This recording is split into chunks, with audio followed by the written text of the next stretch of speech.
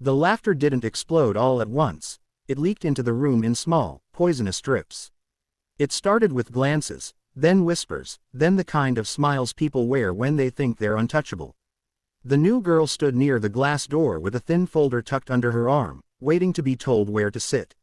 She wore a simple gray hoodie, faded black jeans, and flat shoes, nothing that matched the polished corporate look of the office. Her hair was tied back tightly, no loose strands, no softness. Someone near the window muttered, "Is she lost?" Another voice replied, louder, "Maybe she's the intern's replacement." A few people chuckled. She heard every word. Her face didn't change. Her eyes moved instead, counting desks, measuring distances, noting who sat where the exits were, which floor tiles creaked under pressure. Old habits didn't die just because you changed your life. The team lead, barely glancing up from his tablet, pointed toward an empty desk near the printer. "You can sit there," he said, already dismissing her. The chair wobbled when she pulled it out. Someone had loosened a screw. When she sat, it tilted sharply, almost dumping her onto the floor. A burst of laughter followed. Heat rose in her chest, not anger, awareness. She stood, adjusted the chair with a quick twist of her wrist, and sat again without a word. That seemed to annoy them more. Bullies fed on reactions, and she gave them none. Tasks started piling onto her desk within minutes. "Can you grab coffee? Hey, make copies. Since you're new, clean the break room." None of it was in her job description. She did each task calmly, efficiently, returning to her desk without complaint. When she passed by, conversations stopped. When she sat, someone always found a way to bump her chair or drop something near her feet. At noon, the office kitchen buzzed with noise. She filled her water bottle, standing slightly apart. A senior analyst stepped in front of her deliberately, blocking her way. "You missed a spot this morning," he said, nodding toward the counter. "Go clean it properly." His tone wasn't joking. It was ownership. She looked at the counter. It was spotless. She looked back at him. "Please move," she said quietly. He leaned closer, invading her space, his breath heavy with coffee. "Or what?" He smirked, placing a hand on her shoulder and pushing. Not hard enough to leave a bruise, just enough to show power. The room went still. Everyone watched. Some with excitement, some with discomfort. No one intervened. Time slowed for her, the way it always had before impact. Her body responded before emotion could catch up. She shifted her stance, stepping inside his balance, her movement smooth and economical. Her hand slid down his arm, fingers finding a nerve cluster with surgical precision. She applied pressure for less than 2 seconds. His knees buckled instantly. The smirk vanished, replaced by a strangled gasp as he dropped to the floor, clutching his arm, eyes wide with shock and pain. She released him immediately and stepped back, palms open, breathing steady. Gasps filled the room. Someone shouted. Someone else laughed nervously, unsure if this was a joke. The man on the floor wheezed, pride more wounded than his body. She crouched just long enough to say, "You'll be fine in a minute. Breathe." Then she stood, picked up her water bottle, and walked out of the kitchen as if she had merely sidestepped a chair. In the hallway, her pulse finally ticked up, not from fear, but from the old awareness she hated feeling again. She had promised herself this life would be different. No ranks, no missions, no proving anything, just work, just quiet. But humiliation had a way of waking buried instincts. Behind her, voices erupted, arguments, accusations, confusion. She kept walking, shoulders relaxed, steps measured. Whatever came next, she would face it the same way she always had. Controlled, precise, and without regret. The elevator doors slid shut behind her with a soft metallic sigh, sealing off the chaos she'd left behind. For a brief moment, the mirrored walls reflected her calm face, but beneath the surface her mind was already running through consequences. Security reports, HR interviews, possible termination. She welcomed all of it if it meant she didn't have to explain herself to people who only understood strength when it was loud. The elevator barely made it 2 floors down before it jerked to a stop. The doors opened again, this time to 2 security guards and the team lead, his earlier indifference replaced by flushed anger. "Step out," one of the guards said, trying to sound authoritative. She complied without hesitation, hands visible, posture neutral. In the corridor, The man who'd shoved her earlier was being half supported by another employee, his face pale, his ego bruised far more than his arm. He avoided her eyes. The team lead pointed at her like he'd finally found his moment. She attacked him, he said. Out of nowhere. Several heads nodded, eager to restore the old order where the new girl stayed small. She didn't interrupt. She waited until the shouting died down, then spoke clearly. He put his hands on me. I applied minimal force to disengage. The guard blinked. Minimal, he echoed, glancing at the man still flexing his fingers in disbelief. She reached into her pocket slowly, deliberately, and pulled out a folded card, edges worn smooth with age. She placed it on the security desk without ceremony. The guard picked it up, read it once, then again more slowly. His eyebrows lifted. He looked at her, then back at the card. Sir, he said into his radio, voice suddenly careful, we may need a supervisor down here.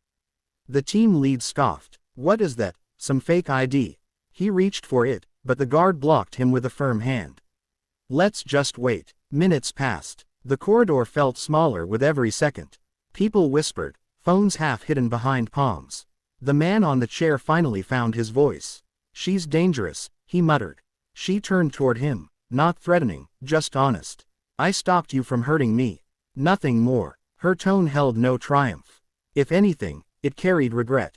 A senior security officer arrived, followed closely by someone from HR and, unexpectedly, a legal consultant. The card was passed along, studied carefully. The officer's posture shifted the moment he finished reading. Ma'am, he said, respectful now, were you active duty? She nodded once. Former. He cleared his throat. Special operations. Another nod. The whisper spread like electricity through the onlookers. Navy SEAL. The words weren't said loudly, but they didn't need to be.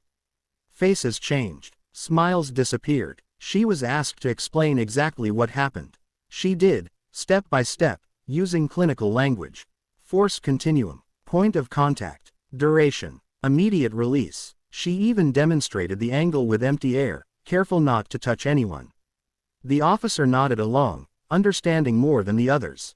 HR looked uneasy, torn between policy and reality.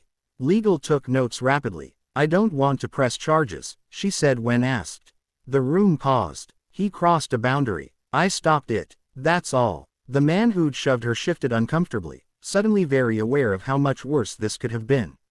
The team lead's earlier confidence evaporated. He stared at the floor, realizing his failure to intervene was now part of the record. After a brief private discussion, HR returned with forced smiles. We apologize for the misunderstanding, the representative said. We value your background and your skills. She recognized the pivot instantly. Fear had replaced arrogance. They offered medical coverage for the injured employee, mandatory conduct training for the team, and, quietly, asked what it would take to make her stay. She shook her head slightly. I didn't come here to intimidate anyone, she said. I came to work. I don't need special treatment. I need respect. The words landed harder than any strike she'd thrown. The officer handed her card back with both hands. If there's anything you need, he said sincerely. She thanked him and stood. As she walked back toward the elevator, conversation stopped. People stepped aside. Some looked at her with awe, others with shame. None laughed. Inside the elevator, the doors closed again, and this time they carried a different weight. The truth was out now. She hadn't wanted it revealed, but it was done. Whatever awaited her upstairs, it would never be the same, and she wasn't sure whether that was a victory or a loss. By the time she stepped back onto the office floor, the atmosphere had shifted so completely it felt like walking into a different building. The low hum of careless chatter was gone, replaced by a cautious quiet that followed her as she moved. People who had laughed earlier now avoided eye contact or offered stiff, awkward nods. Desks that once felt like barriers now seemed to part for her without effort. She returned to her seat near the printer, set her folder down, and powered on her computer as if nothing extraordinary had happened. Her hands were steady. Her breathing was normal. The discipline she'd learned long ago wrapped around her like armor. An email notification popped up almost immediately, an invitation to a brief meeting with management. She ignored it and opened the project file she'd been assigned that morning. Numbers, charts, timelines. This was the reason she was here. Not to be feared, not to be tested. 10 minutes later, The team lead approached her desk, his confidence drained, his voice carefully polite. "When you have a moment," he said, "they'd like to speak with you." She nodded without looking up.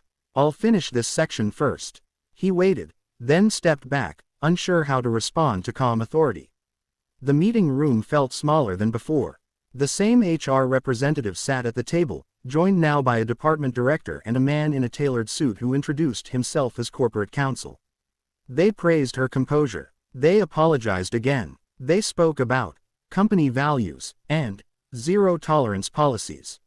Then they slid an offer across the table, an expedited promotion track, a private office, flexible hours, and a revised salary.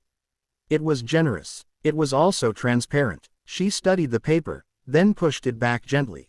"I don't want to advance because people are afraid of me," she said. "Judge me on my work." The director leaned back, surprised.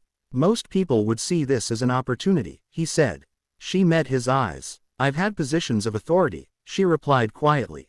"They come with costs." The room fell silent. Finally, HR nodded. "Understood," she said. "We'll address the conduct issues separately."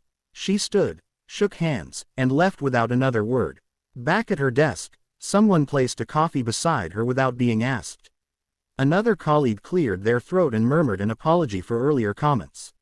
She accepted both with a nod, neither cold nor warm. The man from the kitchen approached last, moving slowly, carefully. "I shouldn't have touched you," he said, voice low. "I was wrong." She looked at him for a long moment, weighing sincerity. "Don't do it again," she said. That was all. He nodded and walked away, lighter somehow. As the day wound down, work resumed its rhythm. Keyboards clicked. Phones rang. The office tried to remember how to be normal. She finished her tasks ahead of schedule and sent a concise report to her supervisor. When 5 o'clock arrived, she shut down her computer, packed her bag, and stood. Heads turned. No one spoke. At the door, she paused and looked back once, not to intimidate, but to reclaim the space as just another place she'd survived. Outside, the evening air was cool. She rolled her shoulders, releasing tension she hadn't acknowledged all day. Her phone buzzed with a message from an unknown number. "If you ever want to talk about transitioning to civilian work, call me." She smiled faintly and saved it for later. Some bridges didn't need to be crossed today. She walked toward the parking lot as the sun dipped low, casting long shadows across the pavement. For the first time since morning, she allowed herself to feel it, not pride, not anger, but relief. She hadn't escalated. She hadn't lost control. She had protected herself and stopped there. Inside the building, the story was already turning into legend, whispered and exaggerated. Outside, it didn't matter. Tomorrow, she would come back, sit at her desk, and work. And if they remembered anything, she hoped it wasn't the strike or the title they'd attached to her past, but the simple truth she'd forced them to learn. Respect should never have to be earned the hard way.